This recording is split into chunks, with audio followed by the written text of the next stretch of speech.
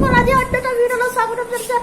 আজি হয় কাতি বিহু উপলক্ষে আমাৰ ঘৰত কাতি বিহু পতা হৈছে। গতিকে মানে পাপা শৰাই দিছে আৰু মাৰ বন্তি জ্বলাইছে। সেইবোৰ আপোনালোকৰ ভিডিঅ'টো আপুনি দেখি থাকিব। বলক আপোনালোকৰ ভিডিঅ'টো দেখা দিব।